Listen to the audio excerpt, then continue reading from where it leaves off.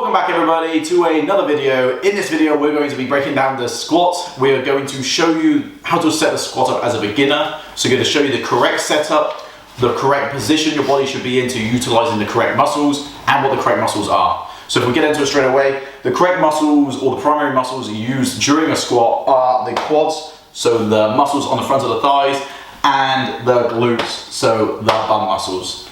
Okay, so the correct setup for the squat, so to start off, you want your feet, what have you got slippers on? I'm not going to wear them in a minute. I'm being the dummy today. He's going to show you... Technically she's always the dummy. Hey! We're going to show you the squat using me. Yeah. Reason being is I'm actually not very good at a squat. So, and that's partly to do with my anatomy. Yeah. So James is about 6 foot. Yeah. And I'm about 5'5". And so you would think that he would have a lot longer legs than me. Yeah. But actually they're very similar. Yeah. So if you look at the top of our hip bone, mine is here and Franny's here. So they're actually very similar. So considering the height difference, they are very, very similar. So this is one of the reasons that Franny doesn't have as good a squat, is because this thigh bone, this femur here, is a lot longer than mine. So when she does squat, she shoots her bum a lot further back and it doesn't put the tension on the correct musculature. So if we show, take your silly flippers off. I love my slippers. Oh, obviously I don't wear them when I'm squatting, but... Right, here we go.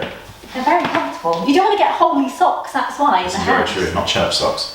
Right, so we're going to go through, so if you just go through your regular squat. Okay, so usually it's roughly around hip widths apart. Yeah. Roughly. For me that is a bit too narrow, but I will show you the reason why. Yeah, we'll explain.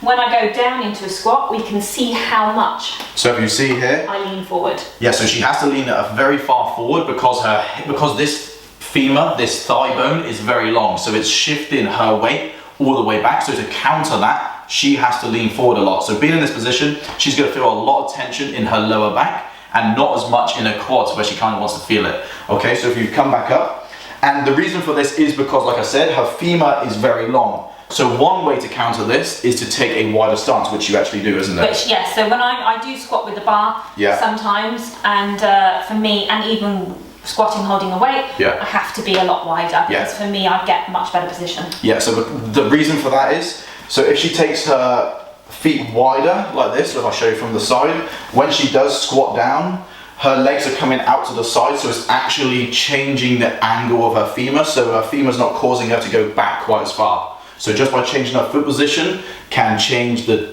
depth she will get because of the length of her femur. But if you just look at James's squat in comparison. So if I squat here, look at that, beautiful. So I can squat straight down. This is where you want to be. You want a fairly upright torso, and you want to try and sit between your feet. So this is going to put the tension on the quads and here on the bum. And you can see when he goes down, he's got a lovely position where his knees track forward a little bit as well, which is what you want in a squat, so that you can go straight down between. Yeah. Okay, so to counter, so for a Franny, for example, for me, I don't need to change any of my squat because it's perfect.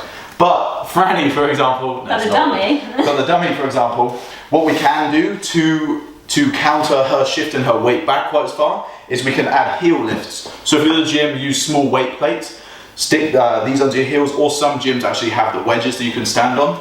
Yeah. But we're at home and we have books. So from here, put your feet onto the books or heels onto the books. We don't read books, these are just for props. Yeah. So for here, again, just imagine you're sitting straight between your feet. So now, as you can see, she's gone down. Her torso is a lot more upright. So now she's not going to have the stress on her lower back. Now she's going to have more stress on her quads and then on her glutes. That's perfect. Come back up. So that is one brilliant way that you can add the heel lifts in to give you a better squat. Another way is to load the weight in the front. Okay, so from here. So you can do this without the heel wedges, but doing it with the heel wedges is just going to add to it, and it's going to give you a more upright torso and a better looking squat. So same again. Perfect, look at that. So now she's pretty much dead upright. This is perfect. She's going to put now again tension more on her quads and the glutes. Come back up, just do a couple reps here for them. So you can see how this has dramatically changed her squat just by 2 different implements, just by putting heel wedges in and adding weight to the front.